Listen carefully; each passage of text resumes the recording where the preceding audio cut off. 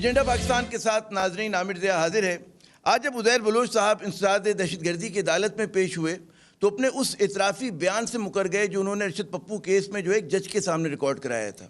ظاہر ہے کہ اس پہ وہ جو انسداد دہشت گردی عدالت کے جج تھے انہوں نے کہا جی کل کو آپ جو ہیں اس مقدمے کی کارروائی سے بھی جو ہیں منکر ہو جائیں گے۔ تو یہ جو کہتے ہیں نا کہ اس مقدمے کا فیصلہ جو بھی ہو اور جب بھی ہو اس سے قطع نظر، لیکن جس طرح سے عزیر بلوچ صاحب نے کہتے ہیں نا اپنے اعترافی بیان سے انہوں نے انحراف کیا، مکرے، وہ اس چیز کی کہتے ہیں نا ایک بڑا ایک جو بہت گمبھیر مسئلہ ہے ہمارے عدالتی نظام کے ساتھ، اس کی نشاندہی کی ہے کہ جناب ہمارے ہاں لوگ جو ہیں بیانات دیتے ہیں، اعترافی بیان دیتے ہیں، لیکن پھر جب عدالتوں میں چیزیں جاتی ہیں وہ اس کو تسلیم نہیں کیا جاتا۔ اور جو قانون شکن افراد ہیں ان کو پتہ ہوتا ہے کہ جی قانون کی بھول بھلائیوں کو ہم نے کیسے اپنے حق میں استعمال کرنا ہے۔ جو سکہ بند قسم کے ملزمان ہوتے ہیں ان کا ایک بڑی اچھی حکمت عملی ہوتی ہے جس کا اعتراف میرے سامنے مجھے ایک دو لوگوں نے کیا، وہ یہ کہ جی کہتے ہیں نا کہ فائل پہ آپ گرد کو جمنے دیں، جتنا کیس آپ کا طویل ہوگا اتنا ہی جو ہے وہ ملزم کے فائدے میں ہوگا، کہ پتہ چلتا ہے اس عرصے میں جو تفتیشی افسر ہوتا ہے وہ کبھی ریٹائر ہو جاتا ہے، کبھی اس کا تبادلہ ہو جاتا ہے، اور پھر آپ دیکھتے ہیں کہ کئی سال کے بعد جو ہے وہ آدمی چھوٹ جاتا ہے بڑی آسانی کے ساتھ، بچ کے نکل آتا ہے۔ یعنی کہ اس کہتے ہیں نظام انصاف میں انصاف ملنا جو ہے بڑا مشکل ہے، اور اس نظام انصاف میں ملزم کا سزا دلوانا وہ بہت ہی دشوار ہے۔ عزیر بلوچ صاحب جسے ہم اور آپ مہرہ کہتے ہیں، وفاقی حکومت مہرہ کہتی ہے کسی کا، جب وہ اپنے بیان سے مکر سکتا ہے تو پھر اس کے جو مبینہ سرپرست ہیں وہ کیا کر سکتے ہیں، یہ بھی ایک بہت بڑا سوال ہے۔ اور یہ قتل و غارت گری کے ملزمان کی ہم آج بات کر رہے ہیں، وہ لوگ جو بدعنوانی کے مقدمات میں ملوث ہوتے ہیں جس کو وائٹ کالر کرائم کہتے ہیں، اس کے بارے میں اس کو کہتے ہیں نا اس کو ثابت کرنا جو ہے اس سے کہیں زیادہ کٹھن کام ہے۔ آپ اندازہ کیجئے کہ گزشتہ برس جو ہے مرید عباس صاحب بول نیوز کے کینکر پرسن کو قتل کیا جاتا ہے، 1 سال ہو گیا ہے، ابھی تک فرد جرم عائد نہیں ہوئی، حالانکہ ایک لحاظ سے وہ اوپن اینڈ شٹ کیس ہے۔ اگر کوئی اور ملک ہوتا تو اب تک تو کہتے ہیں نا پھانسی کی سزا دے چکے ہوتے، پھانسی ہو چکی ہوتی، لیکن ہمارے یہاں جو ہے کیسز جو ہیں وہ کہتے ہیں طویل ہوتے چلے جاتے ہیں۔ اگر ملزم بڑے وکیل کر سکتا ہے تو پھر ظاہر ہے کہ اس کو اور بھی آسانی ہوتی ہے، اور وہ جو کہتے ہیں نا کیس کو ڈریگ کرنا وہ اور آسان ہوتا ہے، اس کے بچنے کے جو امکانات ہوتے ہیں اور روشن ہو جاتے ہیں۔ تو آج کے پروگرام میں کچھ بات کریں گے عزیر بلوچ صاحب کے کیس پر، اس کی جی آئی ٹی پر بھی، اور اس کے ساتھ ساتھ اپنا جو ہمارا جو ملک کا نظام انصاف ہے اس پر بھی بات کریں گے۔ ہمارے ساتھ بڑا ہی مضبوط اور معتبر پینل موجود ہے، قانون کی دنیا کے 2 بہت بڑے نام ہمارے ساتھ ہیں۔ عابد بھائی صاحب ہمارے ساتھ کراچی اسٹوڈیو میں تشریف رکھتے ہیں، بہت شکریہ عابد صاحب اپنا قیمتی وقت دینے کا۔ خواجہ نوید صاحب جو ہیں وہ اسلام آباد سے ہمیں جوائن کر رہے ہیں، ہم تو سمجھے تھے کہ کراچی میں ہوں گے، اور وہ فی الحال فون پر ہمارے ساتھ ہوں گے، اور میرے خیال میں جلدی وہ اسٹوڈیو بھی پہنچ جائیں گے۔ ہمارے ساتھ ایک اور ہی بہت بڑا نام، بڑا جانا پہچانا معروف نام مظہر عباس صاحب موجود ہیں، معروف صحافی ہیں، تجزیہ کار ہیں، اور ان کو تجربہ ہے کرائم رپورٹنگ کا بھی اور کورٹ رپورٹنگ کا بھی، تو انہیں پتہ ہے کہ یہ جو کیسز کے ساتھ جو ہوتا ہے، میرے خیال میں ہم ان سے پوچھیں گے کہ ان کی اپنی کیا ذاتی آبزرویشن رہی ہے۔ عابد صاحب اجازت کرتے ہیں آپ سے شروع کرتے ہیں، عزیر بلوچ کے معاملات سے شروع کرتے ہیں کہ کہتے ہیں نا کہ یہ جس طرح سے انہوں نے اس کیس کے حوالے سے منکر ہوئے، کس چیز کی غمازی کرتا ہے یہ کہ جو مطلب ہے جی آئی ٹی رپورٹ پہ ایک ہنگامہ ہمارے یہاں شروع ہو گیا؟ کیا یہ جو ہمارے اداروں کی کمزوری ہے اس کا غماز ہے؟ کیا کس طرح سے ہم اس چیز کو سمجھیں؟ بسم اللہ الرحمن الرحیم، شکریہ عامر صاحب۔ دیکھیے 2-3 چیزیں ہیں۔ پہلے تو جی آئی ٹی رپورٹ پہ آپ نے پچھلے دنوں دیکھا بڑا ہنگامہ رہا، 2 سندھ کے منسٹر اور ایک فیڈرل منسٹر کے بیچ میں جنگ چھڑی ہوئی ہے چینلوں پہ۔ اس میں دیکھیں جی آئی ٹی رپورٹ کے اب یہ ایشو ہے کہ ایک رپورٹ ہے یا 2 رپورٹ ہیں۔ جہاں تک ہے کہ جی 2 رپورٹس ہیں، دوسری رپورٹ ہے ان کے پاس، اس میں ذکر ہے پہلی رپورٹ کا کہ یہ پہلی رپورٹ کا حصہ ہوگا۔ تو گورنمنٹ رپورٹ جو بھی تھی وہ دیکھیے under the anti terrorism laws جو ایکٹ ہے اس کے اندر سیکشن 19 ہے، اس کے تحت جی آئی ٹی بنتی ہے۔ جی آئی ٹی فارم ہوئی، اس نے اپنی ایک رپورٹ بنائی، لیکن ایک رپورٹ ہی ہے جس میں سائن کیا، میجورٹی لوگوں نے، کوئی کہتا ہے سائن کیا، کچھ رہ گئے سائن، وہ الگ ایک ڈیبیٹ ہے۔ لیکن فرض کریں ایک جی آئی ٹی رپورٹ ہو گئی، وہ سبمٹ ہو جاتی ہے۔ وہ اس جی آئی ٹی رپورٹ کی حیثیت کیا ہے؟ وہ ایک اوپینین ہے، ایک opinion of those investigating officer, اور اس انویسٹیگیشن آفیسر نے اس کو کورٹ میں پیش کرنا ہے۔ وہ سیکشن 173 جو ہوتا ہے جو اس پہ رپورٹ دی جاتی ہے، جو چلان کہلاتا ہے عام زبان میں، پہلے یا تو انٹرم چلان ہوگا فائنل، اس کی حیثیت ہوتی ہے۔ اس کی کورٹ نے تشریح یہ کی ہے سیکشن 173 کی کہ جو بھی رپورٹ انڈر 173 کورٹ میں سبمٹ کی جائے گی اس کو وہ ان ایڈمیسیبل ہے ایویڈنس میں، اس کو شہادت میں نہیں دی جا سکتی، وہ ایک اوپینین ہوتی ہے آف دی انویسٹیگیٹنگ آفیسر۔ اس کے بعد اس پہ ان کو شہادت لانی ہوتی ہے، اس پہ جو اوپینین ہوتی ہے یا اس کو ثابت کرنا وہ عدالت کا کام ہوتا ہے۔ عدالت میں پروسیکیوشن کے اوپر برڈن ہوتا ہے کہ وہ ثابت کرے۔ اس کے اندر یہ ہوتا ہے کہ انیشیل برڈن پھر بھی پروسیکیوشن میں ہوتا ہے اینٹی ٹیررزم لاز میں، پھر شفٹ ہوتا ہے وہ ڈیفینس کے اوپر کہ وہ کہے کہ میں بے گناہ ہوں. تو اس رپورٹ کی چاہے جتنا ہی جھگڑا یہ ہو رہا ہے اس رپورٹ چائے کی پیالی میں طوفان ہے. چائے کی پیالی میں طوفان ہے, بالکل آپ نے بجا فرمایا. اچھا اس سے پہلے میں ان کے پاس جاؤں اپنے خواجہ نوید صاحب کے پاس, یہ بتائیے کہ ہمارے جو اداروں کی کمزوری نہیں کہ جی آئی ٹی رپورٹ کون سی صحیح ہے, اس پر بھی بحث ہو رہی ہے. دیکھیے اس کو تو ثابت کرنا آسان نہیں کہ جی یہ جو جی آئی ٹی رپورٹ جو ہے یہ اوتھینٹک ہے. دیکھیے پر ہماری وہ رپورٹ جو ہوتی ہے نا وہ تو عدالت میں دی جاتی ہے. مجھے نہیں معلوم اس کا یہاں کیا ہوا ہے, اس کیس کا مجھے پرسنل علم نہیں ہے, لیکن ایشو یہ ہے کہ وہ جی آئی ٹی رپورٹ گورنمنٹ کو دی جاتی ہے, government of Sindh competent authority. اگر اس پارٹ 2 جو اس کا ہے جس میں کہتے ہیں اس میں لکھا ہوا ہے کہ یہ ریلیز کی جائے گی, اس کے اندر ذکر ہے. دیکھیں پہلی رپورٹ پارٹ 1 ہے اس کی اپنی کرمنل ایکٹیویٹیز کا, عزیر بلوچ کی. سیکنڈ رپورٹ ہے اس کی پولیٹیکل فگر سے اس کے تعلقات کا. وہ اس میں لکھا ہوا ہے کہ پارٹ آف پارسل ہے, وہ رپورٹ کی جائے competent authority government of Sindh ہے.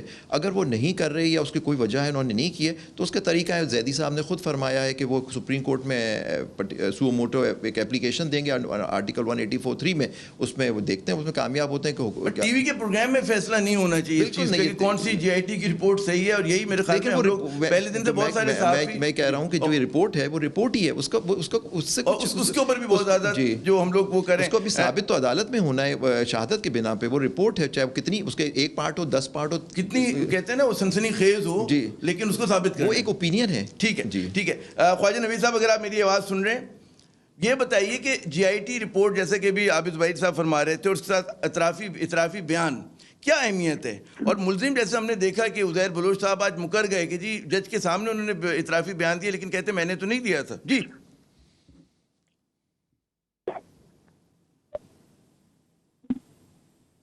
خواجہ صاحب آواز آ رہی ہے آپ کو؟ میرے خیال میں خواجہ نوید صاحب سے ذرا سا ہمارا سلسلہ جو منقطع ہو گیا ہے. یہ سوال میں پھر ان سے بعد میں کروں گا تھوڑی دیر کے بعد. مظہر اگر آپ سن رہے ہیں کہ عزیر بلوچ صاحب جو ہے نا پہلے ملزم ہے نا آخری ملزم ہے کہ جو اطرافی بیان سے مکرے ہوں, ٹھیک ہے نا, آپ کا تجربہ کیا کہتے ہیں کہ جیسے ملزمان آپ نے ماشاءاللہ کورٹ رپورٹنگ کی, کرائم رپورٹنگ کی, اس ایسے کہتے ہیں کہ اس پہ جرم ثابت کرنا کتنا بڑا چیلنج ہوگا, کتنی کہتے ہیں سنسنی خیز ہمارے پاس جی آئی ٹی رپورٹ ہو, اطرافی بیان ہو. جی عامر دیکھیے, پہلی چیز تو یہ کہ میں نے ان کے لائر سے یہ پوچھا تھا جب یہ ٹکٹس چلے کہ عزیر مکر گیا ہے, تو ان کے بقول یہ ایک وربل آرگومنٹ تو تھا لیکن یہ ریکارڈ نہیں ہوا. اس کا مطلب یہ ہے کہ وہ جو 164 کا اسٹیٹمنٹ ہے وہ ابھی بھی اسٹینڈ کرتا ہے. اب اگر وہ آفیشلی آن اوتھ مکرتے ہیں اس کو اور یہ چیز ریکارڈ ہوتی ہے تو پھر ظاہر ہے میجسٹریٹ کو بلایا جائے گا, اور میجسٹریٹ اگر یہ کہتا ہے کہ نہیں انہوں نے آن اوتھ بیان دیا تھا, میں نے ان سے پوچھا تھا کہ آپ کسی کو آپ پہ کوئی زور زبردستی تو نہیں, جو ایک طریقہ کار ہوتا ہے, اور اگر کورٹ یہ کہتی ہے کہ میجسٹریٹ کا اسٹیٹمنٹ درست ہے تو پھر جو ہے وہ عزیر کے خلاف یہ کارروائی ہو سکتی ہے. دیکھیے مجھے لگتا کیا ہے, مجھے یہ لگ رہا ہے کہ کیونکہ 164 کا statement part of the case diary موجود ہے اور چالان کا حصہ ہے وہ, لیکن اہم بات یہ کہ جو آئی او ہے اس نے 164 میں جو اس نے اپنے ساتھ دوسرے لوگوں کے نام لیے, انہیں نہ کو اکیوز کے طور پہ شو کیا گیا ہے اور نہ ایز اے وٹنس شو کیا گیا ہے. اور یہ بڑی سگنیفیکنٹ بات ہے کہ اگر 164 کا اسٹیٹمنٹ درست ہے اور آئی او اور میجسٹریٹ بھی یہ کہتے ہیں کہ 164 کا اسٹیٹمنٹ عزیر بلوچ نے دیا ہے, تو اس اسٹیٹمنٹ کو منوان کیوں نہیں تسلیم کیا گیا, اور اس کی بنیاد پہ آئی او نے اس کے اندر پک اینڈ چوز کیوں کیا. یعنی شاہجہاں بلوچ یا حبیب جان وہ تو اس پہ نظر آتے ہیں, لیکن باقی لوگوں کے جو نام ہیں 164 میں وہ نہ وٹنس کے طور پہ موجود ہیں اس کے اندر اور نہ کو اکیوز کے طور پہ. دوسرے یہ کہ 161 کا اسٹیٹمنٹ تو کورٹ نہیں ریکگنائز کرتی, لیکن 164 کا اسٹیٹمنٹ ایڈمیسیبل ہوتا ہے, اس میں کراس ایگزامن ہو سکتی ہے. دوسری اہم بات یہ ہے کہ جو جے آئی ٹی ہے, جے آئی ٹی ایک کرمنل انویسٹیگیشن ہوتی ہے. دیکھیے یہ جو ہم شور کرتے ہیں نا یہ جے آئی ٹی پبلک کیوں نہیں کی گئی, آپ مجھے بتائیں کتنی جے آئی ٹیز پبلک ہوئی ہیں. یعنی ہر دوسرے کیس میں اب جے آئی ٹی بنتی ہے تو کیا ساری جے آئی ٹیز پبلک ہوتی ہیں؟ نہیں ہوتی. جس وقت آپ کے پولیٹیکل انٹرسٹ ہوتے ہیں تو آپ جے آئی ٹی پبلک کرتے ہیں, جب پولیٹیکل انٹرسٹ نہیں ہوتے تو نہیں کرتے. ڈاکٹر عاصم کے کیس میں کیا ہوا؟ اور مطلب یہ بھی سوال ہے کہ کیا جی آئی ٹی رپورٹ کو پبلک کرنا چاہیے, جیسے ابھی عابد زبیری صاحب فرما رہے تھے کہ بھئی اس پہ تو آپ کو پہلے پروف کرنا ہے, آپ کو وہ لے کر آنا ہے, ثبوت لے کر آنے, صرف میڈیا ٹرائل ہوتا ہے کچھ نہیں ہوتا. جی आमिर यही बात कह रहा हूं मैं कि JIT रिपोर्ट एक क्रिमिनल इन्वेस्टिगेशन का हिस्सा होती है। अब क्रिमिनल इन्वेस्टिगेशन आप पब्लिक नहीं करते, वो जो इन्वेस्टिगेशन ऑफिसर है जो अल्टीमेटली कोर्ट में जमा कराता है, JIT उसको सप्लीमेंट तो कर सकती है, लेकिन वो जो उसकी IO की रिपोर्ट होगी, अहम चीज वही होती है, अहम चीज केस का चालान होता है। तो ये जो सिलसिला है हमारे यहाँ पब्लिक करने का और ना करने का और पॉलिटिकल स्टेटमेंट्स, बिल्कुल दूसरा है। और मैंने होम डिपार्टमेंट से ये चेक किया था और उनके आला ज़राए ने ये बताया कि जो कुछ इदारे थे जिनका हिस्सा है इसमें JIT में, उन्होंने इस रिपोर्ट को पब्लिक करने से पहले होम डिपार्टमेंट के ज़राए से ये मालूम किया था कि आप कौन सी रिपोर्ट पब्लिक करने जा रहे हैं, और उन्होंने जब तस्दीक की तो फिर उन्होंने गो अहेड दिया। इसीलिए ना किसी इदारे की तरफ से रिएक्शन आया है किसी तरह का, क्योंकि जो रिकग्नाइज होती है वो होम डिपार्टमेंट से में जो रिपोर्ट है वही होती है, क्योंकि होम डिपार्टमेंट ही नोटिफाई करता है, वही JIT को नोटिफाई करता है। और जो एजेंसीज होती हैं उनके बाय डेजिग्नेशन होता है, बाय नेम नहीं होता ऑफिसर्स का नाम। आमतौर पे उनके डेजिग्नेशन के साथ उनके साइन होते हैं, लेकिन उनके नाम नहीं होते। कुछ के नाम होते हैं, कुछ के नहीं होते। यानी स्पेशल ब्रांच वाले का नाम होगा, पुलिस वाले का नाम होगा, कभी IB वाले का नाम हो या ना हो, लेकिन MI और ISI के जो लोग हैं उनके आमतौर पे नाम नहीं होते, उनके सिर्फ ठीक। तो मदर मैं आता हूँ दोबारा आपकी तरफ। हमें ख्वाजा नवीद साहब जो हैं वो जलवा अफरोज़ हो गए हमारे इस्लामाबाद स्टूडियो में। बहुत शुक्रिया ख्वाजा नवीद साहब, ज़रा सी देर हो गई। ये मैंने आपसे सवाल किया तो ग़ालिबन हम फ़ोन पे आपसे रब्ता नहीं कर सके थे कि JIT रिपोर्ट और इतराफ़ी बयान की क्या अहमियत है। इस पर ज़रा कुछ आबिद ज़ुबैरी साहब ने भी बात की, मैं चाहूँगा आप भी रोशनी डालिएगा।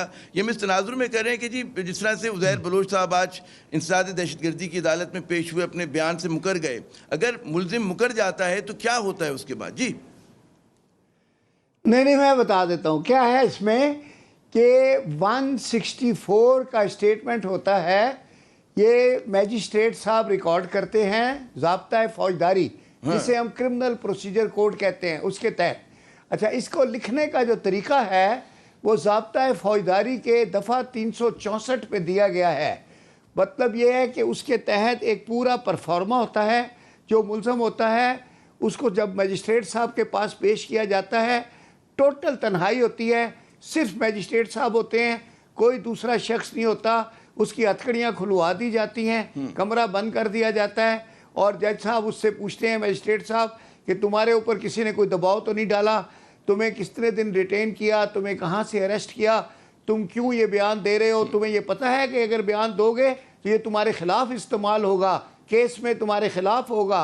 फिर उसको वार्न करते हैं, फिर रिफ्लेक्शन के लिए उसको टाइम देते हैं, अपने गार्ड की निगरानी में उसको रखा जाता है 2 घंटे के लिए, 1.5 घंटे के लिए। फिर एक पूरा परफॉर्मा भरना हुआ है जिस पर मैजिस्ट्रेट साहब ने भरना होता है, मुलज़म का नाम, date of arrest, duration of custody, कितने दिन रहा, फिर आया इसको खाने पीने के लिए दिया गया, कॉल ऑफ नेचर की सहूलत दी गई।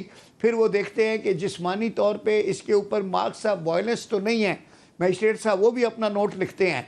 ये तकरीबन 18 के करीब सवालात होते हैं। मैजिस्ट्रेट साहब ये सारे सवालात पूछ कर उसके जवाबात उस परफॉर्मे में भर के फिर वो उसका बयान उसके नीचे रिकॉर्ड करते हैं, फिर उसको पैक करके सील करके दे देते हैं, जो भी इन्वेस्टिगेटिंग ऑफिसर या जो एजेंसी है उसको दे देते हैं, या नज़ारत में रखवा देते हैं, ताकि वहाँ से जब ट्रायल कोर्ट होता है तो नाज़र को कहते हैं कि वो 164 के स्टेटमेंट्स लेके आओ, फिर वो खोले जाते हैं। अच्छा, अब बात होगी रिट्रैक्शन की। हर मुलज़म जब वो जैसे ही पहले दिन, अच्छा उसके बाद उसको फिर पुलिस के हवाले नहीं किया जाता, जेल कस्टडी कर दिया जाता है। ठीक है। और मैजिस्ट्रेट साहब उसको ये भी वार्निंग देते हैं कि अगर तुम बयान नहीं भी दोगे तब भी तुम्हें जेल नहीं पुलिस के हवाले करेंगे, तुम्हें वापस भेजेंगे, जेल में भेजेंगे। चलिए, आपने बड़ी तफसील के साथ पुलिस के हवाले नहीं होगे। मुझे ये बताइए ख्वाजा साहब, इससे पहले मैं फिर आबिद ज़ुबैरी साहब की तरफ जाऊं, कि अगर मुकर जाए, उसने तमाम कानूनी तकाजे पूरे हो गए, मजिस्ट्रेट ने सारी एहतियात कर ली, उसके बाद जब अदालत में आके मुकर जाता है तो क्या होता है? हर मुलज़म मुकरता है, हर हर हर हर मुलज़म मुकरता है। अच्छा, फिर क्या है? आबिद जवाब देंगे, चलो मैं बाद में दूंगा। नहीं आप दें नहीं आप पहले दे लें, फिर मैं आबिद साहब दे दें। हाँ नहीं आप दें सर। چلے وہ لکھنؤ والی بات نہ ہو جائے, پہلے آپ اور اس میں ہمارے پروگرام کا وقت ختم ہو جائے گا. آپ اس پہ بھی بتائیے اور یہ بھی بتائیے کہ قانونی نقطہ نظر سے جب اتنی زیادہ بحث جی آئی ٹی پہ ہو رہی ہے کہ ٹی وی پروگرام میں اس کو غلط صحیح ثابت کیا جائے کون سی اوتھینٹک ہے, کیس پہ کوئی اثر پڑتا ہے اس کے اوپر؟ مطلب جو اتنی بحث ہو رہی ہے متنازع بن گئی اگر جی آئی ٹی, تو کیس کے اوپر کیا اثر پڑے؟ میں تو نہیں سمجھتا, خواجہ نوید صاحب ایکسپرٹ ہیں کرمنل لاء کے, یہ اس پہ بہتر بات کریں گے, لیکن میں آپ کو بتاؤں کہ اس پہ کیس پہ اثر تو نہیں پڑنا چاہیے میرے حساب سے, کیونکہ میں نے آپ سے پہلے فرمایا کہ اس کی یہ جو رپورٹ ہے جی آئی ٹی وہ ایڈمیسیبل ہی نہیں ہے ایویڈنس کے اندر. محمد رفیع کا کیس ہے, پرانے کیس ہیں, سپریم کورٹ کے کیسز ہیں کہ اس کی ویلیو نہیں ہے, اس کی میکسیمم ویلیو 173 کی رپورٹ کی ہے جس کو بعد میں انہیں ایویڈنس سے ثابت کرنا ہے. تو اس سے وہ اس کے اندر جتنی بحث کر لیں وہ آپس میں پولیٹیکل اسکورنگ تو ہو سکتی ہے, لیکن اس کے کیس پہ میں سمجھتا ہوں ایز سچ اثر نہیں پڑنا چاہیے, کیونکہ کیس تو پھر بھی شہادتوں کے بنا پہ ثابت کرنا ہوگا پروسیکیوشن کو. درست. مگر یہ جو بات ہے کہ جی عزیر صاحب کو دیکھنے کے سزا دلوانے والے معاملے پہ اس کیس میں ایک بار پھر جو ہے سندھ بمقابلہ جو ہے وفاق کھڑا ہو گیا ہے, آپ کا کیا سیاسی تجزیہ ہے کہ کیا اس طرح کی کوئی کوشش ہو رہی ہے کہ جی عزیر بلوچ صاحب کو بچا لیا جائے, یا تمام ملبہ ان پر گرا کے جو مبینہ سرپرست ہیں وہ بچ جائیں؟ کس طرح سے دیکھ رہے ہیں آپ مدر؟ یہ کہیں نہ کہیں تو دیکھو عامر, یہ ضرور ہوگا. یہ جو آج ایک دم چیز آئی سامنے کہ وربل اس میں ایک دم وہ مکر گئے. جہاں تک جی آئی ٹی کی تعلق ہے, لائر سے میں نے جو اس کیسز کو جو جن تین کیسز کی جی آئی ٹیز ہے ان سے معلوم کیا, تو انہوں نے کہا یہ تو جی آئی ٹی ہمارے پاس 3 سال پہلے سے تھی, اس لیے کہ یہ جو چالان سبمٹ ہوا ہے تو وہ جی آئی ٹی اس کے ساتھ اٹیچڈ ہے اس میں. تو اگر وہ اٹیچ ہے تو وہ پبلک ڈاکومنٹ ہو گئی نا, وہ تو جب کورٹ ڈاکومنٹ ہو گئی آ گئی, لوگ وکیلوں کے پاس آ گئی.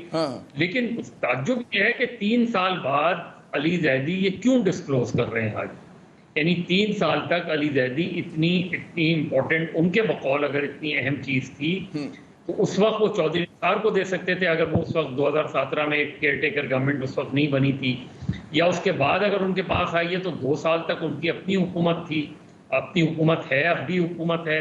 اس وقت انٹیریئر منسٹری کے اپروچ کیوں نہیں کیا, کورٹ کو اپروچ کیوں نہیں کیا, سپلیمنٹری چالان کی درخواست کر دیتے, یہ ساری چیزیں فیڈرل گورنمنٹ کر سکتی تھی. تو اس میں مجھے پولیٹکس زیادہ لگتی ہے, فیکٹس کم لگتے ہیں کہ اس میں کوئی آپ کوئی جوڈیشل وہ لینے جا رہے ہیں یا جسٹس کے سلسلے میں جا رہے ہیں, کیونکہ یہ چیزیں تو اس پہ آپ پھر 3 سال کا ویٹ نہیں کرتے.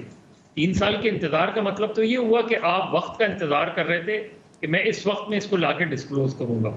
جہاں تک عزیر بلوچ کا تعلق ہے, دیکھیے عزیر بلوچ کو آلریڈی ایک کیس میں سزا ہو گئی ہے, جو ملٹری اتھارٹی جو ملٹری کورٹ میں دیا گیا ہے, 12 سال کی سزا ہو گئی ہے. اچانک اس کے مقدمات میں تیزی آ گئی ہے. اب اس میں تیزی آنے, اس کے اوپر 63 مقدمات ہیں, اس میں سے بہت سے مقدمات اے ٹی سی کے ہیں, کچھ سیشن کورٹ کے ہیں. لیکن مجھے یہ تو نہیں نظر آتا کہ عزیر بلوچ جو ہے وہ جیل سے باہر آ جائے گا, کسٹڈی سے باہر ایک دم آ جائے گا, آزاد ہو جائے گا. یہ تو مجھے مطلب کم سے کم 4-5 سال سے پہلے تو نہیں نظر آتا.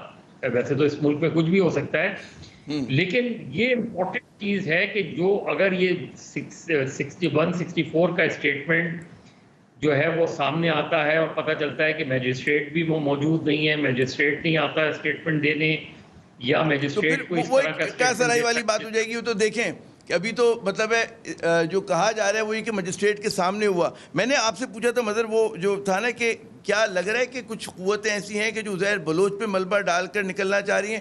مجھے پتہ ہے میں آ رہا ہوں خواجہ صاحب آپ کی طرف, اگر کوئکلی اس پہ کامنٹ کر دوں مدر. نہیں, عزیر کر دیں. اگر دیکھیے عزیر بلوچ پہ سارا ملبہ ڈال کے آپ کیسے نکل پائیں گے, مشکل ہے, ممکن نہیں ہے, کیونکہ بہت مشکل نظر آتا ہے. ایسا ہو نہیں سکتا, کیونکہ بہرحال لیاری میں اس کے لوگ اب بھی موجود ہیں, لیاری پالیٹکس میں اب بھی اس کے چاہے آپ حبیب جان میں نے سنا کئی لوگ ووکل بھی ہونے والے ہیں. بالکل بالکل. اچھا خواجہ نوید صاحب, پہلی بات ہوئی کہ کیا وزیر موصوف کو جی آئی ٹی رپورٹ اس طرح لہرانی چاہیے تھی, میڈیا کے سامنے لانی چاہیے تھی, کیا یہ ان کا کام ہے, کیا جی آئی ٹی رپورٹس کے ساتھ ایسے ہی ہوتا ہے؟ یہ ایک بہت بڑا سوال ہے. اور اس پہ جو ہے یہ کام تو اداروں کا نہیں ہے, جی آئی ٹی رپورٹ پہ ایس او پی ہوتی کیا ہے؟ جی سر, یہ جوائنٹ انویسٹیگیشن ٹیم کہلاتی ہے. جیسے آرڈینری کیسز ہوتے ہیں اس میں ایک انویسٹیگیٹنگ آفیسر ہوتا ہے, آئی او ہوتا ہے. یہ کیا ہوا کہ جب اینٹی ٹیررسٹ ایکٹیویٹیز کا ایکٹ آیا تو اس کے تحت انہوں نے یہ جے آئی ٹی اسی میں پرووائڈڈ تھی, تو اس میں ISI کے بندے, MI کے بندے, IB کے بندے, پولیس کے بندے اور SSP لیول کے, کبھی DSP لیول کے, ان کو ممبر بنا کے تو جو بہت سے ملک کے دشمن عناصر اور ان کے کیسز ہوتے تھے تو ان کو بٹھا کر تاکہ بالکل ٹرانسپیرنٹ رپورٹ بنے, تو وہ رپورٹ بنا کے پھر وہ اس میں اپنی فائنڈنگ صرف یہ دیتے ہیں بلیک, گرے اور پتہ نہیں کلیئر. تو اب اس کو جیسے بلیک لکھا ہے, بس اتنی فائنڈنگ ہوتی ہے, ایک لفظ ہوتا ہے, باقی وہ ساری جو تفصیلات یا اس کے اندر جو پروسیجر ہوتا ہے یا جو بیانات ہوتے ہیں وہ ریکارڈ ہو کے اپنے پرٹیکولر کیسز کا حصہ بن جاتے ہیں. وہ میری بات نامکمل رہ گئی تھی, 164 کا جو بیان ہے نا, ہر ملزم ریٹریکٹ کرتا ہے, لیکن اس بیان کو پروف کرنے کے لیے میجسٹریٹ صاحب کا عدالت میں بیان ہوتا ہے, ملزم کا وکیل میجسٹریٹ صاحب کو فلی کراس ایگزامن کرتا ہے اور پھر آخر میں ان کو سجیشن کرتا ہے کہ دیکھیں جی اس نے کوئی بیان نہیں دیا اور آپ نے لکھے ہوئے بیان کے اوپر دستخط کر دیے ہیں. اب یہ جج صاحب جو ہیں یہ ان کا کام ہے اپریشیٹ کرنا ایویڈنس کو, اور ہمارا لا, کرمنل لا یہاں تک ہے کہ اگر ثابت ہو جائے کہ جو کنفیشنل اسٹیٹمنٹ ہے یہ والنٹریلی دیا گیا ہے تو that statement alone is sufficient for conviction even in a murder case. باقی زیادہ تر وہ کہتے ہیں کہ چھوٹی موٹی کوربریشن ساتھ ہونی چاہیے ریٹریکٹڈ کنفیشن کے ساتھ, یعنی ریکوری ہو یا ملزم نے آلہ قتل برآمد کرایا ہو یا لاش اگر چھپائی ہے صحن میں تو جا کے کھدائی کروا کے پھر وہ لاش نکال کے دی ہے, تو یہ کوربریٹیو ایویڈنس ہے. ٹھیک ہے جی. اس کے علاوہ پھر آئی وٹنسز وغیرہ جو ہوتے ہیں وہ ہوتے ہیں, لیکن میں 164 کے بیان کی آپ کو تقدس بتاتا ہوں کہ اتنا زیادہ ہے کہ اگر جج کو یہ بلیو ہو جائے کہ یہ والنٹریلی ریکارڈ کیا گیا ہے تو جج کے پاس پاور ہے کہ صرف اس بیان کے اوپر کنوکشن کرے اور وہ کنوکشن اپ ہولڈ ہو جائے گی سپیریئر کورٹ سے. یہ ہے اس کی حیثیت. درست. تو ناظرین آپ نے ایکسپرٹس کی ہماری رائے سنی. ہمارا اس اہم ترین موضوع پہ جو ہے گفتگو کا سلسلہ جاری ہے, لیکن یہاں پہ لیتے ہیں وقفہ. وقفے کے بعد جب دوبارہ آئیں گے تو کچھ بات کریں گے کہ نظام انصاف کے اوپر کہ کیا ہمارا جو نظام انصاف ہے, عدالتی نظام ہے, کیا ملزمان کو بہت زیادہ فیور کرتا ہے کہ عزیر بلوچ جیسے جو اور مطلب اس قماش کے لوگ ہیں وہ اس کا کس طرح سے ایکسپلائٹ کرتے ہیں, کس طرح سے فائدہ اٹھاتے ہیں. اپنے ایکسپرٹ سے جانیں گے. ہمارے ساتھ رہیے گا.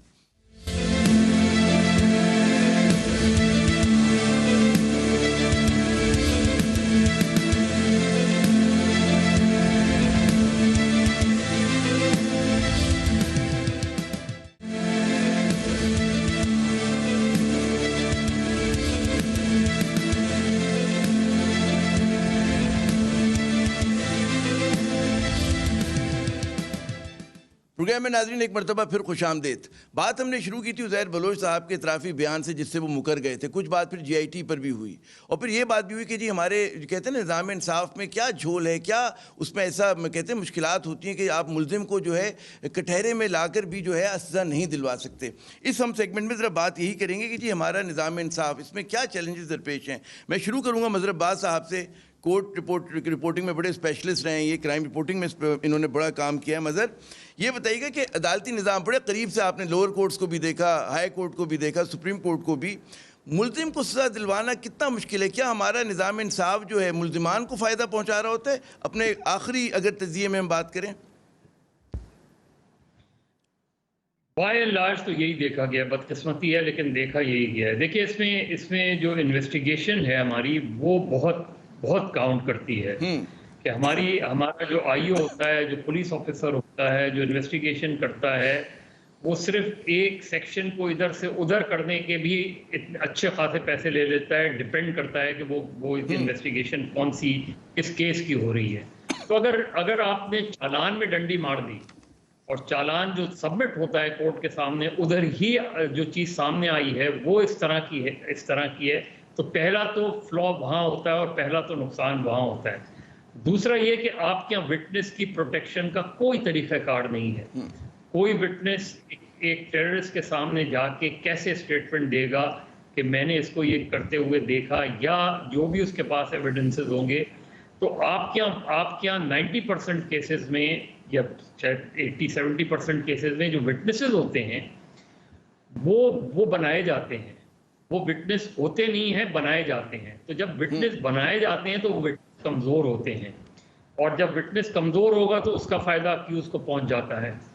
تو آپ کے یہاں چونکہ وٹنس کا کوئی تحفظ نہیں ہے آپ کے یہاں, اور ظاہر ہے اسی وجہ سے آپ کے یہاں یہی ہوتا ہے کہ جب مقدمہ کورٹ میں جاتا ہے تو کورٹ میں وٹنسز نہیں آئیں گے تو بینیفٹ آف ڈاؤٹ جو ہے وہ اکیوز کو چلا جاتا ہے آپ کے یہاں، تو اس سے بھی نقصان جو ہے اور اس سے بھی فائدہ اکیوز کو ہی پہنچتا ہے.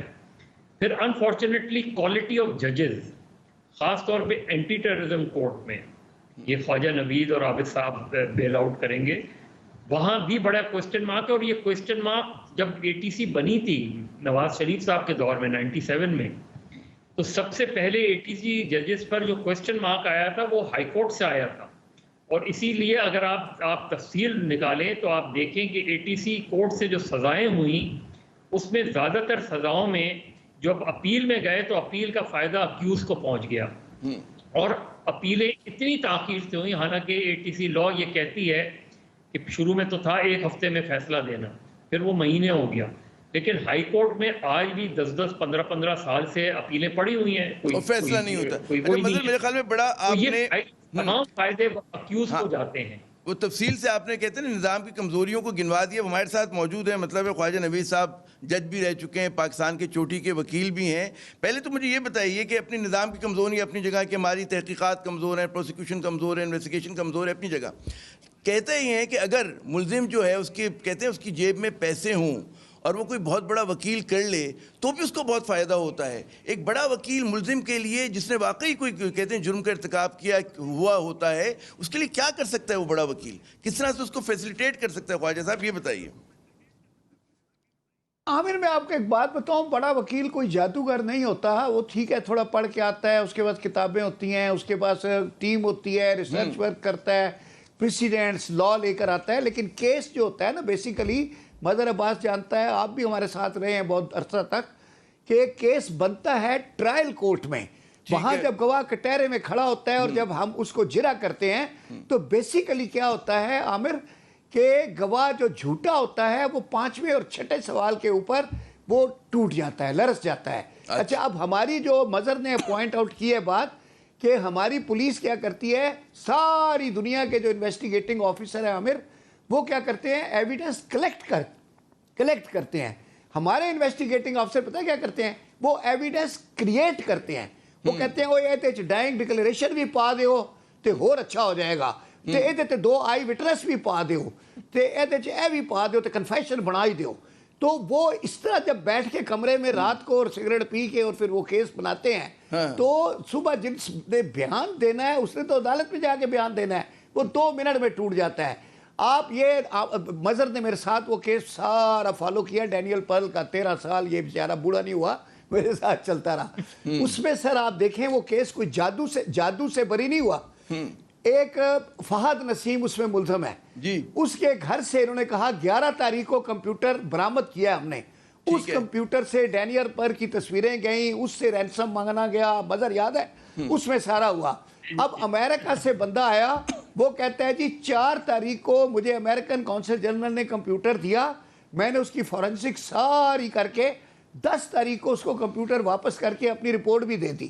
اب وہ امریکن یہ بیان دے کے جاتا ہے، ہمارا پولیس والا آتا ہے وہ کہتا ہے ہم نے فلانے فلیٹ پہ چھاپا مارا، 11 تاریخ کو فہد نسیم کے گھر سے یہ کمپیوٹر برآمد کیا. اب آپ بتائیں کہ جو 10 تاریخ تک کمپیوٹر امریکن ایمبیسی میں پڑا تھا تو 11 کو آپ اس بندے کو کنیکٹ کر کے اس کمپیوٹر سے ایکسپیکٹ کرتے ہیں کہ عدالت سزا دے دے گی. سر جج کیسے سزا دے دیں گے، جج ہوتا ہے. اب جج جب یہ بات آپ کو میں جج بنا دوں تو آپ بھی سزا نہیں دیں گے اس میں. تو بات یہ ہے ساری دنیا سمجھتی ہے کوئی جادو ہو گیا، جادو نہیں ہو گیا سر، جادو پلس کرتی ہے. سچے کیس میں جھوٹے گواہ رکھتے ہیں، گواہ ٹوٹ جاتا ہے، کیس بری ہو جاتا ہے. عامر آپ کو یہ یاد ہوگا نواز شریف کے کیس میں جو ہائی جیکنگ کا کیس تھا اس میں اہم بیان تو مشرف صاحب کا ہونا تھا جن کے گرد سارا کیس گھوم رہا تھا، اور اس پورے کیس میں پرویز مشرف صاحب کا اسٹیٹمنٹ موجود نہیں ہے، نہ وہ اپیئر ہوئے. اور اس میں بھی خیر خواجہ نوید صاحب کا بڑا بنیادی کردار تھا، کبھی اس پہ بھی بات کریں گے. لیکن عابد بھائی صاحب یہ جو انہوں نے دکھ درد بتائے کہ کس طرح مشکل کام ہے، آپ کی کیا آبزرویشن ہے اس پورے معاملے میں؟ دیکھیے کیا اضافہ کر سکتے ہیں؟ کیا اضافہ کروں، ایکسپرٹ تو آپ کے سامنے خواجہ نوید صاحب خود بیٹھے ہیں، مظہر صاحب نے بڑی صحیح بات، میں ان کی سے تائید کروں گا کہ بالکل یہ صحیح بات کر رہے ہیں کہ آپ دیکھیں کہ پولیس دیکھیں ہماری یہاں پروسیکیوشن ایجنسی پولیس ہے، وہی انویسٹیگیشن ایسی کرتی ہے, اس میں لوپ ہولز چھوڑ دیتی ہے, اور جو جیسے خواجہ صاحب نے فرمایا کہ وہ ہر چیز جو کیس کمزور کرنا چاہتی ہے اس کے حساب سے کیس بناتی ہے پکا, لیکن اس میں اس کے ساتھ وہ شامل ہو جاتی ہے, وہ مل جاتی ہے ایکیوز سے, اور اس کی وجہ سے پروسیکیوشن جب کیس ہی کمزور بناتی ہے تو جج کیا کرے, الزام ہر وقت جج پہ لگتا ہے. ہماری میں نے یہ نوٹ کیا ہے کہ جوڈیشری نے ایکویٹ کر دیا, جیسے ہائی کورٹ نے چھوڑ دیا, ہائی کورٹ میں تو اپیل ہوتی ہے, جیسے خواجہ صاحب نے کہا مین کیس تو ٹرائل کورٹ میں ہوتا ہے, سیشنز کورٹ میں ہوتا ہے, سیشنز کورٹ یا اینٹی ٹیررزم جو بھی ان کا جو first court of first instance ہوتا ہے. لیکن اس کے اندر ہی دیکھیں عدالت نے تو شہادت دیکھنی ہے, اب شہادت پروڈیوس کس نے کرنی ہے, پولیس نے. ابھی آپ نے جیسے اظہر صاحب نے فرمایا کہ اسی کیس میں عزیر میں جن کو وٹنس بنانا تھا, ان کو ایکیوز بنانا تھا, ان کو بنایا ہی نہیں ہے پولیس نے, اس آئی او نے. تو اب جب یہ کیس چلے گا تو اس میں کہاں سے ایویڈنس آئے گی کیا؟ تو ظاہری بات جج کے سامنے ایویڈنس سے وہ کیس ہی نہیں صاحب, کیونکہ پروسیکیوشن پہ جو برڈن ہے بارے ثبوت یہ ہے کہ بیانڈ آل ریزنیبل ڈاؤٹ اس کے دکھانا ہے کہ جی یہ اس آدمی نے یہ کرائم کیا, اس نے یہ جرم کیا. تو اب وہ جب تک وہ کریں گے تو جج کیا کرے گا, جج کے سامنے ایویڈنس نہیں آئے گی, اس نے اپنی آنکھوں سے بھی دیکھا وہ کچھ نہیں کر سکتا جب تک اس کے سامنے ایویڈنس نہیں آئے, اور اسی بنا پہ چل جاتا ہے. خواجہ صاحب کی تھوڑی بات سے میں تھوڑا سا اختلاف کروں گا کہ بڑے وکیلوں کا کام ہوتا ہے, بڑا کام ہوتا ہے. آنے والے تھے بڑے وکیل کیا کرتے ہیں اصل میں, خواجہ صاحب مان نہیں رہے, خود بڑے وکیل ہیں ماشاء اللہ. انہوں نے صحیح میرے خیال سے اپنی تعریف خود نہیں کی, لیکن ان کا بھی بڑا ہاتھ ہوتا ہے, ان کا بڑا ہاتھ, سارے بڑے بڑے ملزمان کو انہوں نے مطلب چھڑانے میں ان کا بھی بڑا ہاتھ ہوتا ہے. دیکھیں ایویڈنس جو بنتی ہے, دیکھیں جرا جو ہوتی ہے صحیح, اصل جو کیس کا جو لباب ہوتا ہے وہ جرا ہوتی ہے. اب جیسے انہوں نے پولیس نے گواہی جھوٹے دی ہے تو وہ کہہ رہے 5ویں سوال پہ وہ ٹوٹ جاتا ہے, تو یہ جرا کا کام ہوتا ہے. جرا سے ہی آپ ثابت کر اسے دکھانے کا کرتے ہیں کہ اگر یہ پروسیکیوشن جو ایکیوز کو کہہ رہی ہے کہ یہ اس آدمی نے ملزم نے یہ جرم کیا ہے, اگر آپ اسی کو توڑ دیں گے تو پھر ختم ہو گئی بات. تو وہاں پھر ایویڈنس, لیکن سسٹم میں خرابی ہے. ہمارے سب سے بڑی خرابی ہے پروسیکیوٹنگ ایجنسی سے. جب تک پولیس نہیں صحیح ہوگی یا پروسیکیوشن ایجنسی صحیح نہیں ہوگی, آپ کے یہاں کنوکشن ریٹ کا رول ہوگا, اور اسی طرح یہ ملزم جو ہے وہ چھٹتے رہیں گے سر. اور انصاف, دیکھیں انصاف جو ہوتا ہے نا ایک سوسائٹی میں, انصاف اگر اس کو جس نے جرم کیا اگر اسے انصاف نہ ملے, جس کے ساتھ ہوا کہ جس کے ساتھ ظلم ہوا اس کو انصاف نہیں ملے گا, تو یہی انارکی آپ کے سسٹم ہے. پہلو سوال تو بنتے ہی ہے, میرے خیال میں بہت سارے ذہنوں میں آتا ہوگا کہ وکلا کو پتہ ہوتا ہے کہ اس آدمی نے واقعی جرم کا ارتکاب کیا, اور پھر بھی آپ لوگ مطلب ہے بڑی زور و شور سے اس کی وہ کرتے ہیں. دیکھیے اس میں مطلب نہیں, اس میں تھوڑا سا پروفیشن ہے آپ کا, بالکل صحیح. دیکھیے اس میں ایک بات ہے, یہاں میں نے جو چیز نوٹ کی کہ اگر آپ کا دیکھیے رائٹ آف ڈیفینس ہر انسان کا حق ہوتا ہے, ٹھیک ہے نا. اب یہاں کسی نے قتل کیا, اب قتل جیسے فرمایا قتل کیا, اس کے اندر کوئی بھی وجوہات ہو سکتی ہیں, انسٹنٹ پرووکیشن ہو گئی, جی اس نے مار. تو یہاں یہ ہوتا ہے کہ وہ ثابت یہ کرنا ثابت کیا جاتا ہے اس نے قتل ہی نہیں کیا. باہر کے ملکوں میں آپ دیکھیں جو فرق وہاں ہے, وہاں وہ کہیں گے کرا, لیکن اس نے کہ وہ مرڈر وہ مین سلاٹر ہو گیا, کیونکہ حالات ایسے پرووک ہوا کہ یہ مرڈر کے ڈیفینیشن میں نہیں آیا.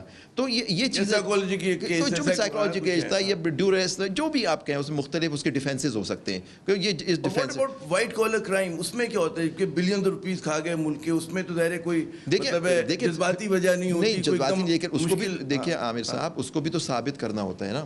آپ ادھر بھی جو ایویڈنس لاتے ہیں, اب یہاں بھی وہاں تو پروسیکیوشن تو چلیں, یہاں پولیس ہے, آپ نے کہا پولیس کرپٹ ہے, اس کے اندر ہی کرپشن یا اس کی کمزوریوں کی وجہ سے ہوتا ہے. لیکن وہاں تو ایک نیب, جیسے نیب کے آپ وائٹ کالر کرائم میں زیادہ اینٹی کرپشن لا ہوتا ہے, وہ پولیس کرتی ہے, اینٹی کرپشن ڈپارٹمنٹ ہوتا ہے, یا آپ چلیں نیب لے لیں, وہ اندر وائٹ کالر کرائم کا ایشو ہے. تو وہاں اگر وہاں سے بھی اگر ریفرنسز بن کے آپ زیادہ کمزور ریفرنس بنے, فائدہ ملزم کو ہوگا, مسئلہ نظام کا ہے. اچھا مظہر صاحب آتے ہیں دوبارہ عزیر بلوچ کیس کی طرف. یہ کیس جو ہے صرف قتل و غارت گری کا نہیں ہے, بھتہ خوری کا نہیں, بلکہ اس کا ایک سیاسی پہلو بھی نکل آیا ہے. کیا آپ کے خیال میں آسان ہوگا اس کو مطلب اس طرح سے چلانا کہ جتنے سیاسی تنازع کھڑے ہو گئے اس کے ساتھ؟ جی خواجہ صاحب کچھ کہہ رہے ہیں پہلے, خراب کر رہے ہیں کیس کو.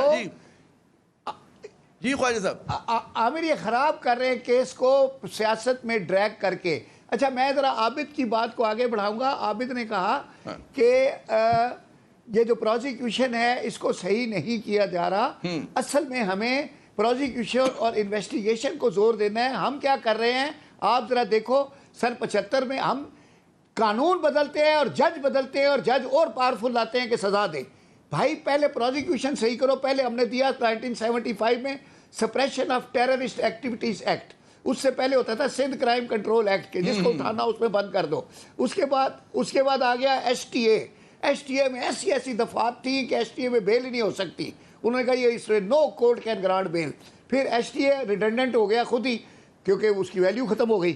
اس کے بعد جناب آ گیا یہ سپیڈی ٹرائل کورٹ ایک نکالا تھا نواز شریف صاحب نے, وہ اپنی موت خود ہی مر گیا 2 مہینے میں. یاد ہے مطلب بات, جس میں وہ بشیر خاسخیلی والے اور وہ جنہوں نے وہ سیمنٹ فیکٹری پہ حملہ کیا تھا, عبدالرحمان شاہ صاحب کو جج بنایا تھا, یاد آیا, ہائی کورٹ کے جج کو اس میں بنایا تھا جج.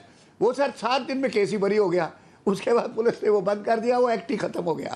پھر آ گیا 1997 میں یہ ATA اینٹی ٹیررسٹ ایکٹ. اب اس کے بعد پتہ نہیں کیا اس کے بعد پتہ نہیں اب کون سا آنا ہے, اس کا کوئی سپر آ جائے گا.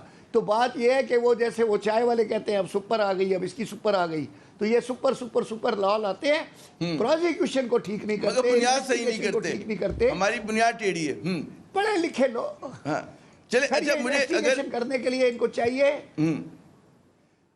سر میں لڑکوں کو لے آئی پی اے سے لے لیں. دیکھیں نہیں, آپ نے تھوڑی بات ان کو تھانوں میں بٹھا سول, آپ دیکھیں نیب کے اندر جو ان کے ہمارا کیس چلا ایک سپریم کورٹ کے اندر, اس سے پوچھا چیف جسٹس ثاقب نثار صاحب نے آپ کی کیا کوالیفیکیشن, کہنا میں سول انجینئر ہوں. وہ سول انجینئر جو تھا وہ نیب کا انویسٹیگیٹر تھا. آپ بتائیں وہ سول انجینئر کیا انویسٹیگیشن کرے گا, تو ان کے پاس تو انویسٹیگیشن ہی نہیں ہے, جو اسکل نہیں ہے, اسکل نہیں, اور وہ جب جن کی اسکل ہی نہیں ہوگی تو کیس کیسا بنائیں گے, کیسا کیس بنے گا. اچھا مظہر میں پھر اس سوال کی طرف آتا ہوں, دوبارہ دہرا دیتا ہوں کہ عزیر بلوچ کا کیس جو ہے صرف قتل و غارت گری کا کیس نہیں, بھتہ خوری کا نہیں, اس کا ایک سیاسی پہلو بھی نکل آیا ہے. کتنا مشکل یا آسان ہوگا اس کیس کو چلانا, اس پہ صحیح فیصلہ حاصل کرنا. جی نہیں خواجہ صاحب مظہر سے مجھے 1 منٹ میں آ رہا ہوں. خواجہ صاحب میں مظہر عباس کو ذرا سا یہ ناراض ہو جائیں گے اگر میں نے سوال ان کو موقع نہیں دیا تو. ڈالے گا ہاں مظہر نہیں ایکسپرٹ ہے سر, بڑا باہر ہے جی. مظہر عباس ہر پہلو میں سیاسی پہلو نکال لیتا ہے, ہر پہلو میں سیاسی پہلو نکال لیتا ہے. میں سیاسی پہلو ہی پوچھ رہا ہوں, قانونی نہیں پوچھ رہا. جی مظہر سیاسی پہلو ابھی نکال کے دے گا, ابھی نکال کے دے گا. خواجہ صاحب کی میٹنگ نواز شریف سے زیادہ ہوتی تھی میری کم. اہم بات دیکھیں, ابھی یہ جو بات کہہ رہے ہیں جی, خواجہ نوید بھی بات کہہ رہے تھے, آپ بھی بات کہہ رہے تھے. دیکھیے ججز انڈر تھریٹ بھی ہوتے ہیں, اور سب سے سیریس تھریٹ ہوتے ہیں ججز کو, خاص طور پہ اینٹی ٹیررزم کورٹ کے ججز کو. آپ کو خواجہ نوید کو تو یقیناً یاد ہوگا, نبی شیر جنیجو کا مرڈر ہوا تھا جو جج تھا, اور بندہ روڈ کے اوپر ہوا. اور اس کے میں پولیٹیکل پہلو کی بات کر رہا ہوں کہ پولیٹیکلی کتنا ڈسٹروائے کرتے ہیں ہم کیسز. اس وقت کے جو DIG تھے, انہوں نے ایک بار یہ بات بتائی تھی کہ جب یہ انہوں نے گرفتار کر لیے لوگوں کو, انہوں نے اکیوز کو پکڑ لیا, لیکن اس وقت کے چیف منسٹر جان صادق علی کا رات کو ان کو فون آیا کہ اس کے اندر 2 ذوالفقار کے لوگوں کو بھی ڈال دو. اب یہ آپ کو بے شمار کیسز میں نظر آئے گا. یہ جو نظر آتا ہے نا کہ اس نے 100 قتل کیے ہیں, یہ ہیومنلی پاسبل نہیں ہے کہ کوئی ایک شخص اٹھ کے 100 آدمیوں کو قتل کر دے. یہ تو ہو سکتا ہے کہ وہ اس کا حصہ ہو, اس نے ڈائریکشن دی ہو گینگ کے تھرو, لیکن ہم کیا کرتے ہیں کہ یہ کیس کو کلوز کرنے کے لیے کہ یار ساری فائلیں بند ہو جائیں, ایک ہی آدمی کو جو ہے سارے مقدمات ڈال دو.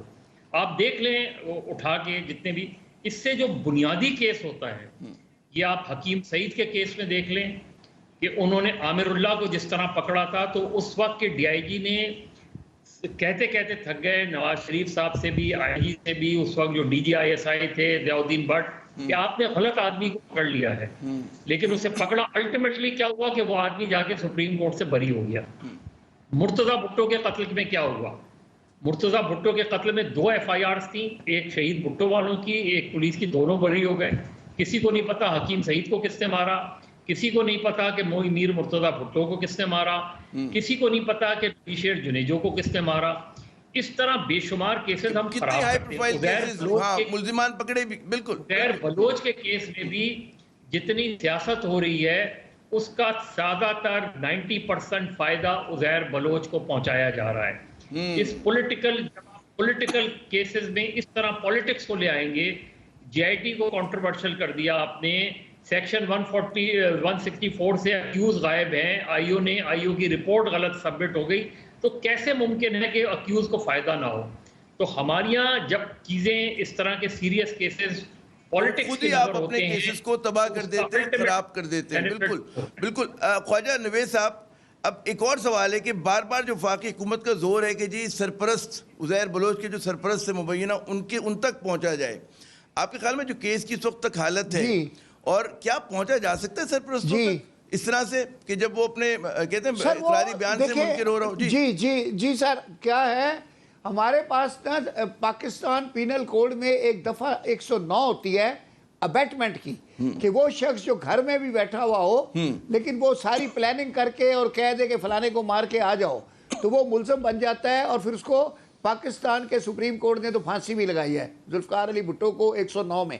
بھٹو صاحب موقع پہ موجود نہیں تھے، وہ تو اس دن ملتان میں تھے، واقعہ لاہور میں ہوا، پھانسی ان کو لگ گئی۔ تو بات یہ ہے کہ یہ 109 دفعہ جو ہے یہ بڑی ڈینجرس ہے، لیکن اب یہ ابیٹمنٹ کو اتنا مس یوز کیا جاتا ہے، جیسے ابھی بتایا مظہر عباس نے، کیمپ فائرنگ کیسز تھے، 22 بندے مرے تھے اس میں، لیکن جام صادق علی نے کیا کیا کہ سٹوری یوں بنوائی کہ چیف منسٹر ہاؤس میں صدارت ہوئی، صدارت کی ہے آصف زرداری نے، قائم علی شاہ ساتھ بیٹھا، ساتھ منظور وسان تھا، شاہ نواز جنیجو تھا، ساتھ مدنی شیخ تھے، جتنی ان کی اوپر کی ہیرارکی تھی سب کو ایکیوز بنا دیا، بلال شیخ، سلیم الدین سلو، احمد روفی، یعنی وہ جو زاہد سعید کرمنلز کے ساتھ۔ اب جب یہ لوگ جس کی بنیاد پہ یہ سارا ہوا زاہد سعید کا کنفیشنل اسٹیٹمنٹ تھا غالب، ہاں جی کنفیشنل اسٹیٹمنٹ تھا، اور وہ پھر بلیک میل بھی کرتا تھا، یاد ہے؟ کیا نام یاد دلا تو دیا ہے؟ بات یہ ہے کہ زاہد سعید سے یہ مدر کے ساتھ ہم نے بہت بھگتا ہے، اچھا وہ یوں کر کے بلاتا تھا، پتہ ہے؟ چلیں اچھا، مجھے میں اسی گفتگو کو آگے بڑھاتا ہوں، حافظ زبیری صاحب کی طرف لے کے جاتے ہیں۔ حافظ صاحب، فائل پہ لکھ کے تو ظاہر ہے جو بھی سرپرست ہوگا نہیں دیتا ہوگا کہ جی فلاں کو قتل کر دیں، فلاں سے بھتہ لے لیں، اس چیز کو ثابت کرنا، اب ذوالفقار علی بھٹو صاحب کا کیس بھی ایک متنازعی کیس ہے نا کہ جس طرح سے، تو اس میں جو بھی اس کے مبینہ سرپرست ہیں کس طرح سے، کتنا بڑا چیلنج ہے اس کو ثابت کرنا عدالت میں؟ دیکھ عدالت میں ثابت، جب تو ہمارے یہاں تو ایک کہتے ہیں قاتل کو قاتل آپ ثابت نہیں کر سکتے، کجائے کہ اس کو نہیں، ایسی چلانے بات والے نہیں ہوتی، اگر کیس صحیح بنایا جائے نہیں ہوتا نا، نہیں، لیکن ہمارے جو ٹیکس بورڈ ہے میں اس کی بات کر رہا ہوں۔ جی عابد صاحب جی، اگر دیکھیں اگر ثابت کرنا تو پروسیکیوشن اگر کیس صحیح بنائیں گے تو ثابت بھی ہو جاتا ہے، ایسی بات نہیں ہے، کیسز میں آخر لوگوں کو سزائیں ہوتی ہیں، جو آپ کے کیسوں میں آپ اتنا نہیں پڑھتے لیکن کیسوں میں سزا ہوتی ہے لوگوں کو، اور ان کو اس کے آپ کئی پھانسی کے آپ دیکھیں پھانسیاں بھی ہوئی ہیں لوگوں کو ان سزاؤں پہ، لیکن سرپرست کی جو آپ نے بات کی وہ بھی انویسٹیگیشن کا حصہ ہوتا ہے، انویسٹیگیشن کو دیکھنا ہے کہ جیسے خواجہ صاحب نے فرمایا 109 کا جو سیکشن ہے کہ وہ ابیٹمنٹ کا، کہ اس کے اندر دیکھیں کہ اس آدمی نے کس کے کہنے پہ کیا، اب اس نے ایک اسٹیٹمنٹ دیا کہ فلانے شخص کیا کر گیا، آپ اس کی انویسٹیگیشن کریں، اس پہ اگر آپ ثابت کر سکتے ہیں کہ اس نے ابیٹمنٹ کی یا اس کے حکم پہ اس نے کیا تو اس کو پکڑیں، اور جیسے ذوالفقار علی بھٹو صاحب کا انہوں نے کہا بینیفیشری کون ہے، بینیفیشری کون ہے اس کو پکڑیں، بالکل بینیفیشری کرائم کا کون ہے، جی ٹھیک ہے، بالکل تو ممکن ہے یہ۔ اچھا مدر صاحب، پھر ایک سیاسی وہ آ رہا ہے، پہلو آ رہا ہے، اور مجھے پتہ ہے آپ اس پہ بڑی اچھی بات کریں گے کہ پاکستان پیپلز پارٹی نے اچانک جو حدت کہتے ہیں نا بڑھانی شروع کی ہے، سیاسی حدت، اس کی وجہ کہ یہ عزیر بلوچ کی گرفتاری بھی ہے، جو سرپرستوں کا نام مبینہ طور پہ لیا جا رہا ہے، وہ بھی وجہ ہے؟ ظاہر ہے سرپرست بیچارے پہلے بھگت چکے ہیں، کئی دفعہ سرپرستی میں ملزم رہ چکے ہیں، اچھا 22 اگست میں رہ چکے ہیں، اسٹیل مل میں سجاد کا قتل تھا تو آصف زرداری مین ملزم تھا اس میں، سجاد حسین صاحب، تو وہ اس میں آصف زرداری ہوا تھا مین ایکیوز واز نثار مرائی، اپنا ذوالفقار مرزا صاحب، اور بعد میں کیا ہوا، سارے بری ہو گئے کیونکہ سارے ابیٹمنٹ میں تھے۔ میں یہ چاہتا کہ پہلے مدر سیاسی پہلو نکال لیں، پھر میں آپ سے قانونی اس کے لیے آتا ہوں۔ جی مدر، جلدی سے بتائیے۔ مدر بتائے گا، صحیح بات ہے۔ عامر دیکھیں، جو پیپلز پارٹی کی تھوڑی سی ویک پوزیشن ہے اس کیس میں نہیں بیسیکلی، اور اس کی بنیادی وجہ یہ ہے کہ ڈاکٹر ذوالفقار مرزا کا جو 2008 سے 2011 تک کنڈکٹ تھا، پیپلز پارٹی اس کو اپنے آپ سے جدا نہیں کر سکتی۔ پیپلز پارٹی یہ نہیں کہہ سکتی کہ ایک ہوم منسٹر سندھ کے اندر آن ہز اون کام کر رہا تھا، ایون اگر میں یہ بات مان بھی لوں کہ وہ اپنے تئیں کام کر رہا تھا، تو کیا اس وقت کے صدر اس کو نہیں روک سکتے تھے؟ اس وقت کی سندھ حکومت کوئی نہیں روک سکتی تھی؟ کیا آپ ایک ہوم منسٹر کو ایک بلینکٹ اس طرح کی پاور دے سکتے ہیں کہ وہ ایک گینگ کو پکڑ کے پورے شہر میں جو ہے ہلہ بول دے؟ کیسے پاسبل ہے؟ چاہے اس کا آرگومنٹ یہ ہو کہ جی میں نے تو ایم کیو ایم کے ملیٹنٹس کو مارا تھا، ایم کیو ایم کے ملیٹنٹس جو ہے شہر میں تباہی مچا رہے تھے، لیکن اگر ہوم منسٹر پولیس کے بجائے، رینجرز کے بجائے، فوج کے بجائے وہ ایک گینگ کو اٹھا کے لڑا دے، تو یہ بالکل ایسا ہی ہے جیسے 92 میں ایم کیو ایم کو ختم کرنے کے لیے حقیقی بنا دی، اس کے بعد اور بنا دی. اس سے قتل و غارت گری تو نہیں ختم ہوئی. تو یہ اس کا پہلو تھا. اس کو تحریک انصاف، علی زیدی صاحب کراچی کے ایم این اے ہیں، انہوں نے اچانک اس لیے کیا کہ پیپلز پارٹی کو کچھ ڈیفینسو پہ ڈالا جائے، اور ظاہر ہے یہاں ایک ویکر پوزیشن تھی. لیکن جو علی زیدی صاحب سے غلطی ہوئی ہے، اور جو علی زیدی صاحب اب اس مشکل میں پھنس گئے ہیں کہ وہ سپریم کورٹ جائیں گے تو کیا کہہ کے جائیں گے، کیا لے کر جائیں گے سپریم کورٹ. جہاں سے انہوں نے وہ جے آئی ٹی لے کے گئے تھے، جہاں سے جے آئی ٹی جاری کروائی ہے سندھ ہائی کورٹ سے، ادھر جا کے وہ درخواست کیوں نہیں دے رہے. اور پھر جب انہوں نے پہلی درخواست دی تھی کہ جے آئی ٹی کو پبلک کیا جائے، اس وقت وہ جے آئی ٹی ان کے پاس تھی جس کو انہوں نے شو کیا. تو انہوں نے ہائی کورٹ کو وہ درخواست نہیں دی کہ میرے پاس یہ جے آئی ٹی ہے، اس کو ویریفائی کروا لیں. اس کو انہوں نے اس سندھ ہائی کورٹ کو آج تک، درست، یعنی انہوں نے ٹیلی ویژن پہ بات تو کی ہے، لیکن ہائی کورٹ میں آج تک انہوں نے یہ درخواست نہیں دی کہ جی میرے پاس بھی یہ جے آئی ٹی ہے، اور سندھ گورنمنٹ نے جے آئی ٹی جمع کرائی ہے وہ شاید کمپلیٹ نہیں ہے، اس کو کمپلیٹ کرے. تو میرا خیال ہے علی زیدی صاحب مشکل میں پھنس گئے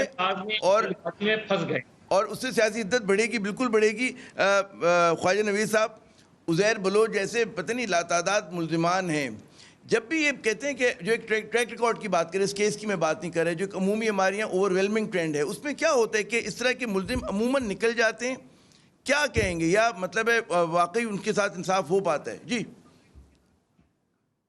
نہیں سر، اب بات کیا ہوتی ہے کہ جب یہ ایک چھوٹے ملزم کے ساتھ ایک بہت بڑا جو ملزم ساتھ ملا دیتے ہیں، اب وہ بڑے ملزم کے پاس تو ایک بہت بڑا انفراسٹرکچر ہوتا ہے، اس کے پاس میڈیا بھی ہوتا ہے، اس کے پاس بڑے بڑے وکیل بھی ہوتے ہیں، پھر اس کے ریسورسز ہوتے ہیں، وہ پھر گواہوں کو بھی اغوا کرا لیتے ہیں، توڑ بھی لیتے ہیں، گواہوں کو پیسے بھی دے دیتے ہیں. اس سب چیزوں کا فائدہ پھر چھوٹے ملزم کو مل جاتا ہے.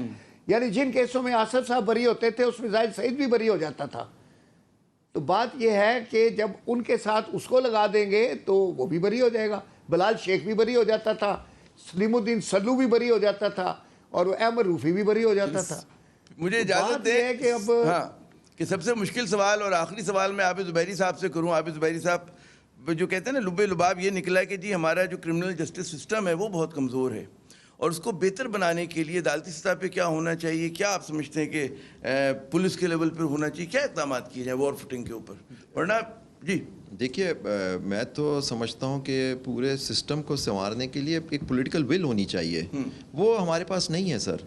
ہم سسٹم کو، ہم اسٹیٹس کو کے لوگ ہیں، ہم چاہتے ہیں اسٹیٹس کو جس میں جو انفلوئنشل لوگ ہیں ان کو کوئی چھو نہیں سکتا.